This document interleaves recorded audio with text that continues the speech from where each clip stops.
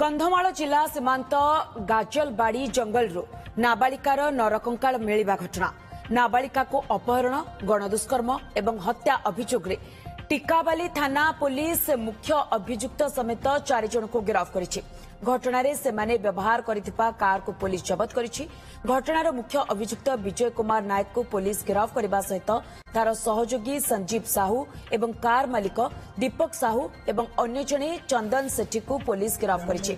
सेमानकु court चालान कराजिबो बोली मामलार तदंतकारी अधिकारी कहिसंती। एभली घटनारे टिकाबाली अंचलवासी स्तब्ध होई जाइछंती।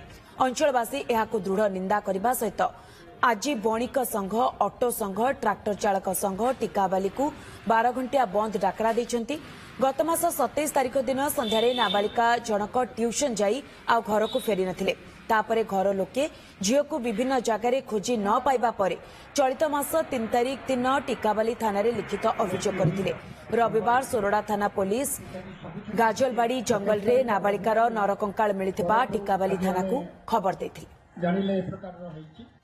जेहेतु गोटे मिसिंग रिपोर्ट होता माइनर विक्टिम गर्ल एधारे तदंत है मोबाइल 2 जन स्विच ऑफ थिला से सस्पेक्ट करुले गुडरी गाँव गोटे पिलाटे जार ना विजय कुमार नायक।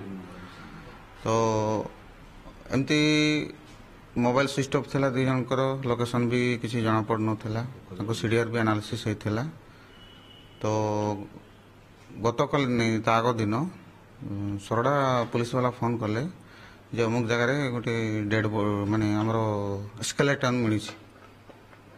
तो से मैंने आसिले थाना को पचरा उचरा कले पचरा कलापर जना पड़ा ये सेटा गोटे मर्डर होता बोलिक से विक्टिम गर्ल को पेट्रोल देकर जाड़ी देते माने मर्डर करी जाड़ी देते।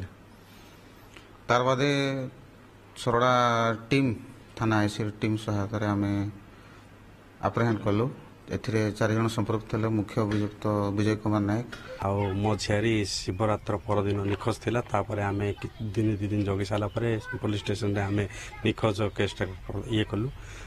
कर साला परे आमे निजस्व मध्य खोजाखोजी कलु किंतु काली आसंता गला काली 23 तारिख दिन सोरडा पुलिस आसिक आमको आम बड़ भाई को डाकिले आपणकर आसंतु चिन्हट करेंगे कौन बोली। तापर आमर 4-5 जन से पुलिस टीम सहित सोरडा टीम सहित गले से जगह को हाँ जगह को गले आ से झीवर से जो पेंटा आउ मोबाइलटा देखी आम जापारू जे से झील आमर झीर सब बोली तो आम मर्माहित होकर आम आशा कर सरकार जे से जो मैंने दोषी अच्छा से फांसी दि जाऊ एति ही आमर नवेदन रही।